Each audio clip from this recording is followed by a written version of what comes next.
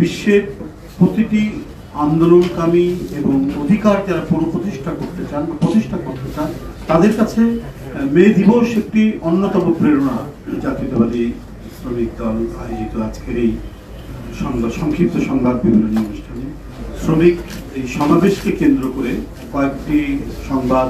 বিবরণীর এই অনুষ্ঠানটি এখানে করি নজরুল ভাইয়ের নেতৃত্বে। আজকে শেষ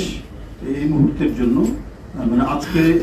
শেষ পর্যায়ে এসে আমরা উপনীত হয়েছি প্রস্তুতি রাখি। আমরা এক ঐতিহাসিক এবং স্মরণীয় যে দিবসটি সেটি প্রতি বছরই পালন করা হয় এবং যথাযোগ্য মর্যাদায় সেটি পালন করা হয়। বিশ্বের প্রতিটি আন্দোলনকামী এবং অধিকার যারা পুনঃপ্রতিষ্ঠা করতে চান তাদের কাছে মে দিবস একটি অন্যতম প্রেরণা যে কায়েমি স্বার্থবাদীরা কিভাবে অন্যায়কে অধিকার না দিয়ে মানে অধিকারের যে দাবি সেটাকে প্রতিষ্ঠা না করে বরং কিভাবে নিজেদের গ্রাস নিজেদের আক্রোশকে তারা প্রতিপন্ন করেছে সেটি একটি বড় দৃষ্টান্ত হচ্ছে এই মে দিবসের সেদিনের ঘটনা। আজ থেকে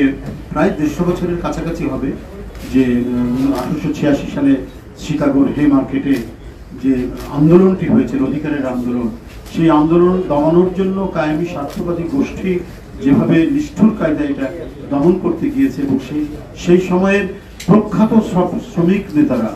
এবং বরেণ্য মানুষরা যারা এই আন্দোলনের সাথে সম্পৃক্ত ছিলেন তাদেরকে মানে অন্যায়ভাবে ফাঁসিতে ঝুলানো হয়েছে এবং তাদের যাতে ফাঁসি দেওয়া না হয় এই সমস্ত বরেণ্য শ্রমিক নেতাদের তার জন্য ব্রিটেন থেকে পৃথিবী বিখ্যাত নাট্যকার মনীষী নাট্যকার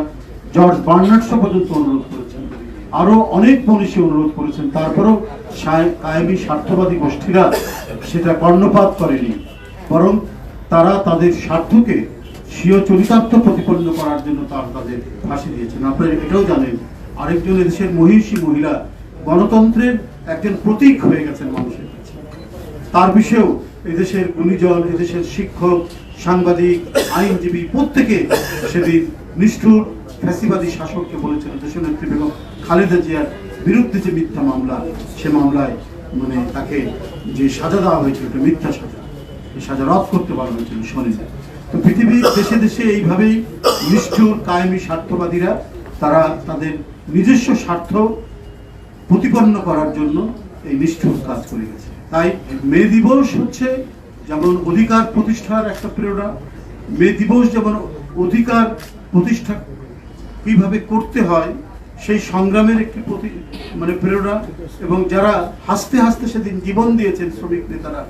সেই ন্যায়ের জন্য সত্যের জন্য নিজের জীবনকে যে উৎসর্গ করা যায় করতে পারে সেটারও একটা বড় দৃষ্টান্ত হচ্ছে মে দিবসের সেদিনের যে আত্মদান শ্রমিক নেতাদের। বিকাশ পেমেন্টে 10,000 টাকার বেশি অফার, শপিং চলছে তো নানা দিক থেকেই মে দিবস হচ্ছে অত্যন্ত গুরুত্বপূর্ণ এবং তাৎপর্যপূর্ণ। এটিকে প্রতি বছরই অত্যন্ত